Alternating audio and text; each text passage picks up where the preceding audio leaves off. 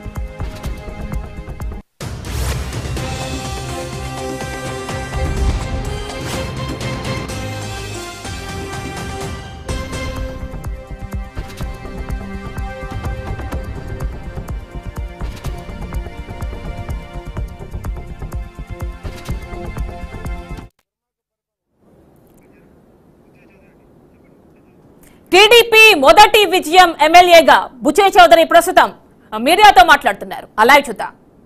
స్పందనని గమనిస్తాం, ప్రజా స్పందన బట్టే పరిపాలన సాగిస్తామని సవినీయంగా మనవి చేస్తాం. జై బుచ్చే చౌదరి గారు.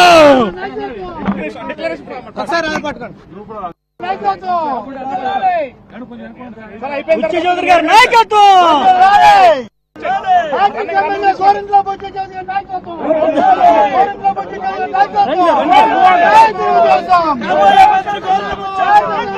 చౌదరి గారి నాయకత్వం. ఎస్, అది బుచ్చే చౌదరి రాజమండ్రి నుంచి ఫస్ట్ టీడీపీకి సంబంధించి విజయం సాధించినటువంటి అభ్యర్థి ఎమ్మెల్యే. ఆ లైవ్ చూసాం. ఇక డిస్కషన్ లోకి వెళ్దాం. మనకి ప్రస్తుతం జూమ్ లో ప్రస్తుతం మనకి స్టూడియోలో హనుమంత్ ప్రసాద్ గారు అడ్వకేట్ అండ్ అనలిస్ట్ అవైలబుల్ ఉన్నారు. శివశంకర్ గారు అనలిస్ట్ జూమ్ లో ఉన్నారు అవైలబుల్. అండ్ రాధిక గారు అమరావతి జేఏసీ నాయకులు, ఆవిడ కూడా జూమ్ లో అవైలబుల్ ఉన్నారు. నమస్తే అండి. ఓకేనండి, first of all Harman Prasad గారు చూస్తున్నారు ప్రస్తుతం ఉన్నటువంటి పరిస్థితులు అండ్ ఇప్పుడు ఉన్నటువంటి డెవలప్మెంట్స్. జగన్మోహన్ రెడ్డి రాజీనామా చేయబోతున్నారు అనే ఇన్ఫర్మేషన్ చాలా ఖచ్చితంగా అందుతోంది. మీ అనాలిసిస్ ప్రకారం ఏమంటారు? ఎందుకంటే మనం చూసాం వై నాట్ 175 అన్నటువంటి ఒక సీఎం, ఒక వ్యక్తి, ఒక పార్టీ నాయకుడు ఇప్పుడు రాజీనామాకి సిద్ధంగా ఉన్నారు. వెల్, ఇక్కడ ఏంటంటే కాన్ఫిడెన్స్ ఏ వ్యక్తికైనా, ఏ వ్యవస్థకైనా, ఏ పార్టీకైనా ఉండొచ్చు, కానీ ఇక్కడ అతి ఎక్కువైపోయింది. ఓవర్ కాన్ఫిడెన్స్ ఎక్కువైపోయింది. ఈ ఓవర్ కాన్ఫిడెన్సే ముంచేసింది. వాళ్ళు మొత్తం మొదటి నుంచి కూడా అన్ని వ్యవస్థల్ని గౌరవించకుండా మొత్తం అణగదొక్కడమే. ఒక పక్క ఉద్యోగస్తులు ఎక్కడైనా ప్రజాస్వామ్యతంగా నిరసన తెలియజేసుకునే హక్కు ఉంది. ఉద్యోగస్తులు మాకు జీతాలు పెంచండి అని నిరసన తెలియజేస్తే జీతాలు తగ్గించినటువంటి ప్రభుత్వం ఏదైనా ఉందంటే దేశం మొత్తం మీద వైఎస్ఆర్సీపీ గవర్నమెంట్. అంతేకాకుండా నిరసనలు తెలియజేసిన వాళ్ళు ఉక్కు బాధంతో అణగదొక్కి పర్టికులర్గా వాళ్ళని కేసులు పాలు చేసి ఇటువంటి వ్యవస్థలు కూడా ఈ రకంగా ఉన్నాయి. కరోనా సమయంలో డాక్టర్ గారు తమకి ఖచ్చితంగా సూట్ లేదని అంటే దానికి సంబంధించి ఆయన మీద కేసులు పెట్టి, వీళ్ళ మీద వాళ్ళ మీద కాదు, ఎవరు ఎదురు తిరిగితే వాళ్ళ మీద కేసులు పెట్టుకుంటూ మేము వై నాట్ 175 అంటే ప్రజలు ఆంధ్రప్రదేశ్ ప్రజలు శాంతి కాముకులు. కేవలం సంక్షేమం మాత్రమే అభివృద్ధి కాదు, మిగతా విషయాలను కూడా చూస్తున్నారు. ఎందుకంటే ఎప్పుడైతే ఒక వాయిస్ని, ప్రజా స్వేచ్ఛాయుతంగా రాజ్యాంగం ప్రసాదించిన వాయిస్ని అణగదొక్కే ప్రయత్నం ఎప్పుడైతే చేశారో ఇది ఒక సైలెంట్ ఉద్యమం కింద వచ్చింది. ఉద్యమం ప్రముఖంగా కనపడలేదు, ఒక అమరావతి ఉద్యమం ఎక్కువ కనపడింది. కానీ ప్రజల్లో అంతర్గతంగా బయటికి కనపడకుండా ఒక సైలెంట్ ఉద్యమం. ఎందుకంటే ఎవరు కూడా ఊహించలేదు ఇంత ఘోర పరాజయాన్ని వైఎస్ఆర్సీపీ మూటగట్టుకుంటుంది. ఏ అనలిస్టులు కానీ, ఏ సెఫాలజిస్టులు కానీ ఏదో ఒక కేకే కరెక్ట్గా సర్వే చేసింది, మిగతా ఏవి కూడా ఇంత దారుణంగా ఉంటుందని ఎక్స్పెక్ట్ చేయలేదు. అంత దారుణమైన పరాజయానికి గల కారణం వాళ్ళ సొంత అపరాధాలే, స్వీయ అపరాధాలే. ఎప్పుడైనా ఏ జాతినైనా గనక సమూలంగా నాశనం చేయాలని చేస్తే ఈ వ్యవస్థ ఆ వ్యవస్థను కాదు, అన్ని వ్యవస్థలని, ల్యాండ్ టైటిలింగ్ యాక్ట్ ప్రజలకు కనీసం గౌరవం ఇవ్వకపోవడం, ఉద్యమాలు చేసే వాళ్ళకి ఇవ్వకపోవడం, కనీసం తమ తప్పేటో తాము తెలుసుకోకపోవడం, ఎదుటి పక్షాన్ని అమ్మనాబూతులు తిట్టించడమే ఇదిగా చేసుకుని గట్టిగా మాట్లాడితే అక్రమ కేసులు పెట్టడం.